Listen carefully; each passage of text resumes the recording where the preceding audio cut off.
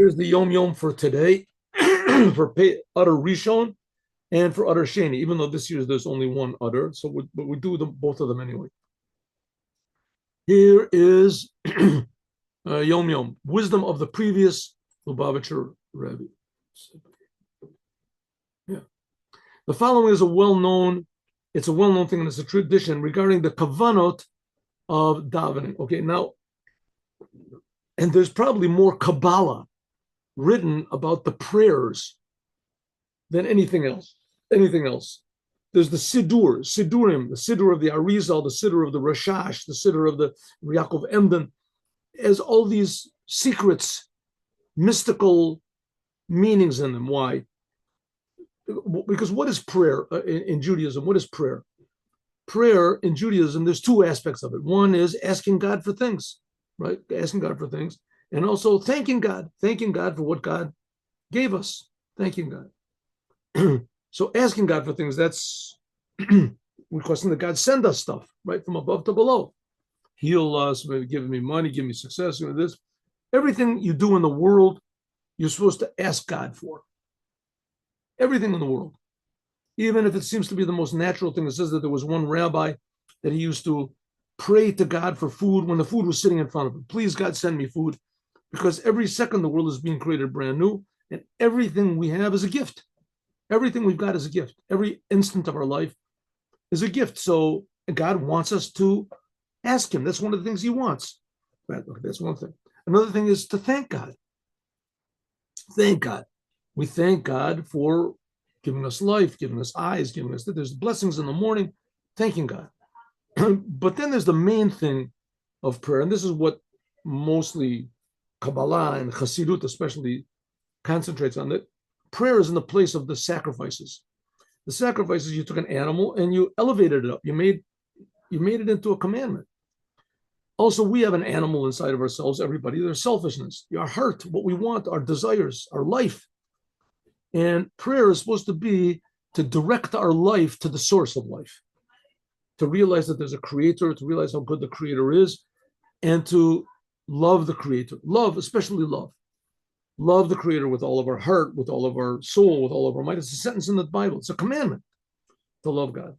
Okay, so loving God is not so easy because you can't love something that you don't see. You don't even know what it is. How can you love it? Right? You can pretend. I mean, there's the amazing, multi-trillion dollar movie industry where people pretend. You can sit watch all day, right? Just watch people pretending, right?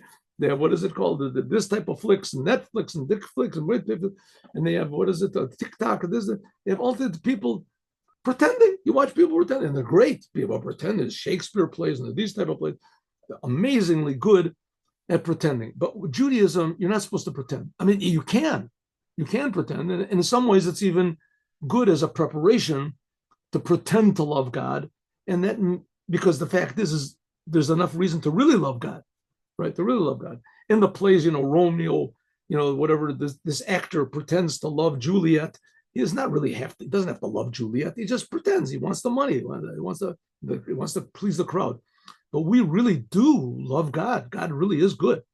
We just don't realize it. Sometimes you have to pretend a little bit. Okay, but the idea is to be genuine. In order to genuinely love God, so God made it possible for us, how he made all these spiritual worlds. And the spiritual worlds are also levels of reality which are more real than this world. And we can start to contact them because we're here, we're alive.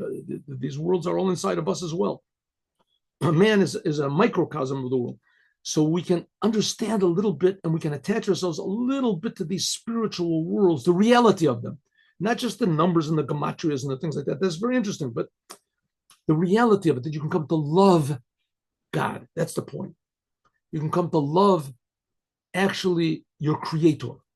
And this goes on levels and levels. There's the angels, and then there's different levels of angels. And then there's all this the letters of God that create the world and this. So it's tremendously complicated.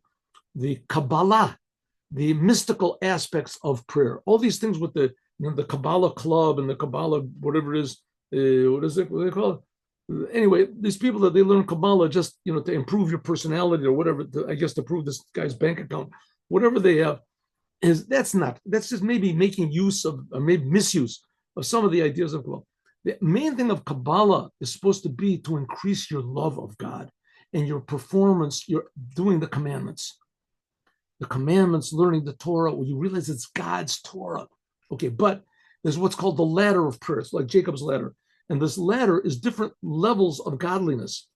And these are very difficult ideas to, first of all, to remember, but even more to realize.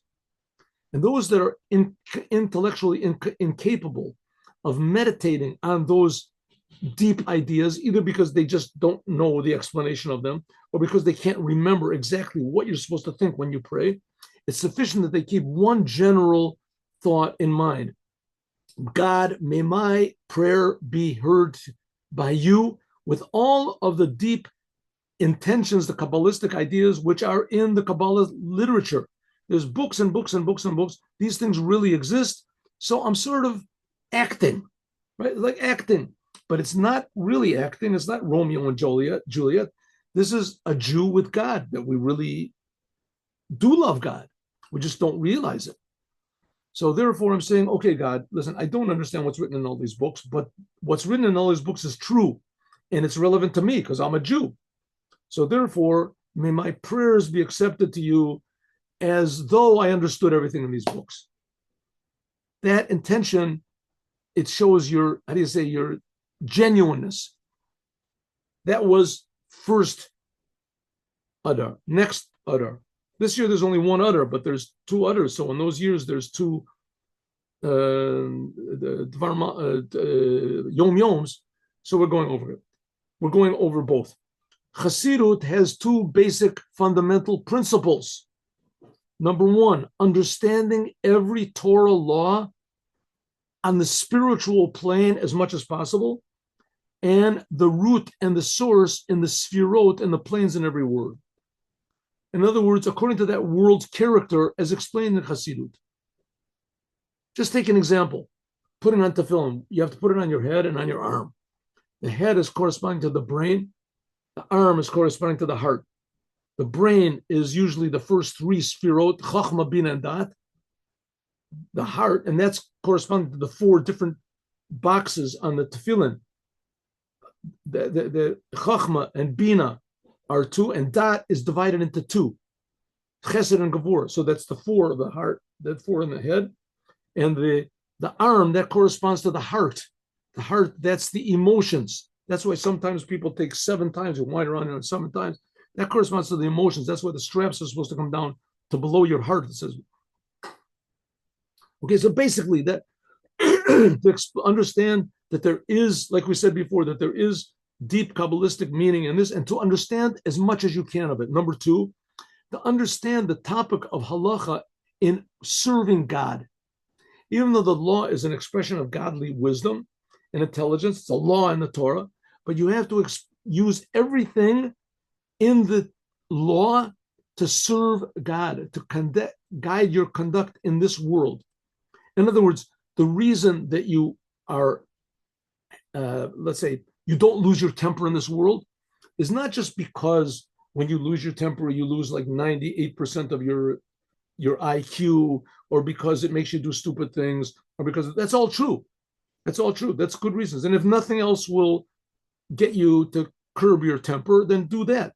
But mainly you're supposed to do it because God doesn't want you to get angry. And there's no reason to get angry. If you really believe in God, then everything is being connected by God. So if you're mad at somebody because he did something to you, you're saying that God didn't do it. He did it. And that's almost like denying God's existence. God is doing everything.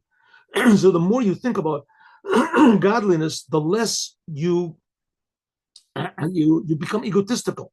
And as a result of your ego, you have lust, you have dishonesty, anger, all these things. Okay, so 2 things about Chassidut: understanding when you do the laws, to understand a little bit the deeper meaning, and also to understand the deeper meanings in the Torah to help you to serve God in love and fear, to bring your day-to-day life to serving God. Okay, now story.